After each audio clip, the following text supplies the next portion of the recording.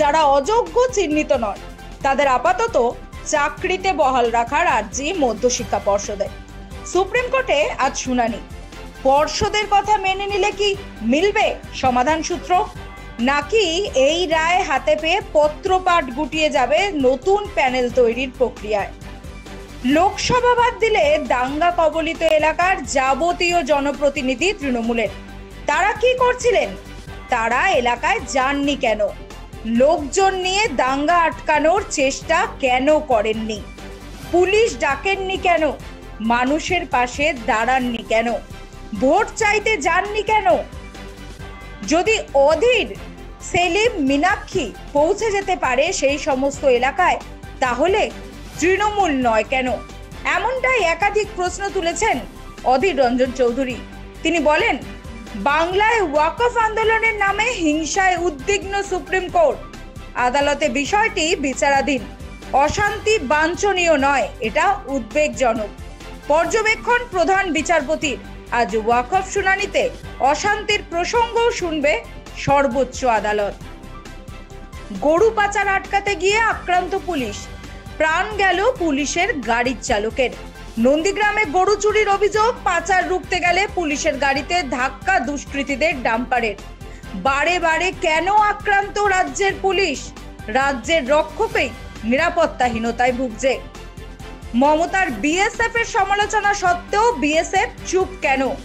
এর পাশাপাশি একাধিক প্রসঙ্গ নিয়ে আজ সংবাদ মাধ্যমের সামনে আর কি বলেছেন অধীর রঞ্জন চৌধুরী শোনাবো। শ্রমিকদের নিয়ে দুই টানাটানি।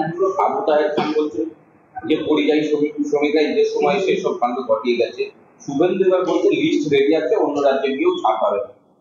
যেভাবে দুই দলের নেতারা পরিযায়ী শ্রমিকদের দাগাচ্ছেন, সেখানে রাজ্যে এই লক্ষ লক্ষ পরিযায়ী শ্রমিকদের নিরাপত্তার তো প্রশ্নের মুখে। দেখুন, এমন কি কোনো তথ্য প্রমাণ আছে যেখান থেকে তৃণমূলের কোনো নেতা বলতে পারে এবং সেটা সংবাদ মাধ্যমে বলতে পারে যে পরিযায়ী শ্রমিকরা সে গন্ডগোল পাকিয়েছে? যদি তাই হয় তাহলে তারা কারা? এইভাবে হঠাৎ করে পরিযায়ী শ্রমিকদের উপরে এই গন্ডগোলের অভিযোগ চাপিয়ে দেওয়া, এটা অমানবিক বলে মনে করি আমি। বরং আমি যেটা আশঙ্কা করেছি, অনেক জায়গায় বলেওছি, আমি সংবাদ মাধ্যমকেও বলেছি, যে এই মুর্শিদাবাদকে নিয়ে যেভাবে প্রচার হচ্ছে দেশ জুড়ে, আর তাতে যেভাবে প্রচারের ঢক্কানিনাদে মুর্শিদাবাদের দাঙ্গা তার বিবরণ চলছে, তাতে আগামী দিনে মুর্শিদাবাদ থেকে আমরা যারা বাইরে যাই, বাইরে যাতায়াত করতে হয়, তাদের লজ্জার সম্মুখীন হতে হচ্ছে।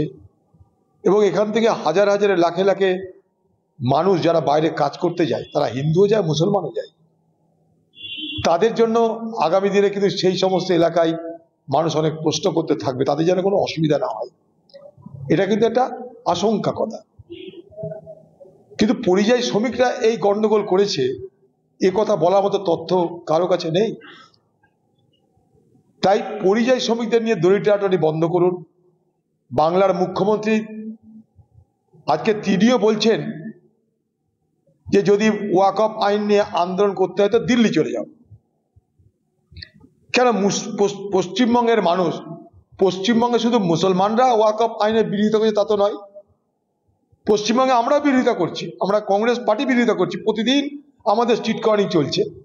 আগামী মাসে আমরা বহরমপুর শহরে ওয়াকফ আইনের বিরুদ্ধে কেন্দ্রীয় জমায়েত করছি। ওয়াকফ মানে শুধু মুসলমানদের মাথা ব্যথা তা তো নয়। ওয়াকফ আইনের বিরোধিতা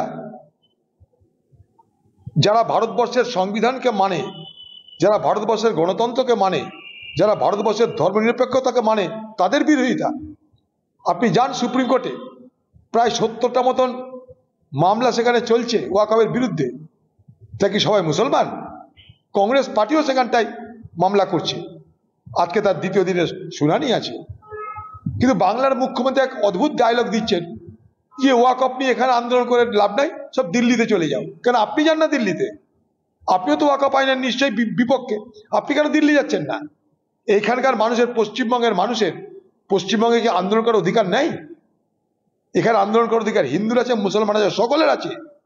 সেই আন্দোলনটা শান্তিপূর্ণ এই বার্তা দিন আপনি, কিন্তু আন্দোলন করতে সব ওয়াকআপ নিয়ে দিল্লিতে চলে যাও। আর ওদিকে মোদির কাছে হাত জোড় করা, যে মোদি তোমাকে অনুরোধ করছি যেন অমিত শাহকে তুমি সামলাও। দিদি, এগুলো শোভা দেন একটা মুখ্যমন্ত্রী। আপনাদের পুলিশ, আপনাদের প্রশাসন যদি অমিত শাহ এখানে বেশি বাড়াবাড়ি করে, অমিত শাহকে জেলে ভরে দেওয়ার ক্ষমতা আপনার আছে। একদিন আপনি বলেছিলেন না ভোটের আগে, মোদিকে কোমরে দড়ি বেঁধে জেলে পোড়াবো, তখন ভোট ছিল, তখন আপনি বলেছিলেন, মনে পড়ছে আপনার? মোদিকে জেলে পুরে ঢুকাচ্ছিলেন আপনি। আর সেই মোদিকে এখন অনুরোধ করছেন, মোদি তোমার কাছে অনুরোধ, তুমি যেমন করো অমিত শাহকে তুমি সামলাও। দিদির সঙ্গে মোদির এত আন্তরিক সম্পর্ক কারণ কি যে মোদিকে দিদির অনুরোধ করার জায়গায় চলে এসছে এখন? দিদির অনুরোধ মোদি রাখবে এ ভরসাতে দিদি অনুরোধ করছে মোদিকে। কেন?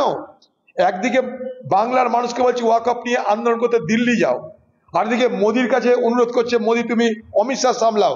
দিদি, আপনার মূল বক্তব্যটা কি আমরা জানতে চাই। আপনার দলের লোকরা বলছে পরিযায়ী শ্রমিকদের জন্য এখানটায় সাম্প্রদায়িক অশান্তি হচ্ছে। এইভাবে অভিযোগ কার বিরুদ্ধে করছেন আপনারা?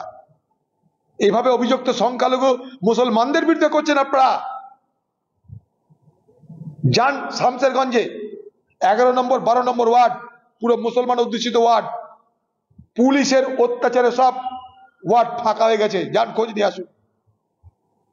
মমতা ব্যানার্জি যখন থেকে বলেছে কংগ্রেসের এলাকা, তখন থেকে বার্তা পরিষ্কার, কংগ্রেসের লোকদের উপর হামলা শুরু করো। 11 নম্বর 12 নম্বর ওয়ার্ডে যান, শামসেরগঞ্জে দেখুন, ঘর বাড়ি ভেঙে তছনছ করে সব ঘর ছাড়া করে দিয়েছে সেখানকার পুরুষদেরকে, ওখানকার বীরপঙ্গা পুলিশেরা।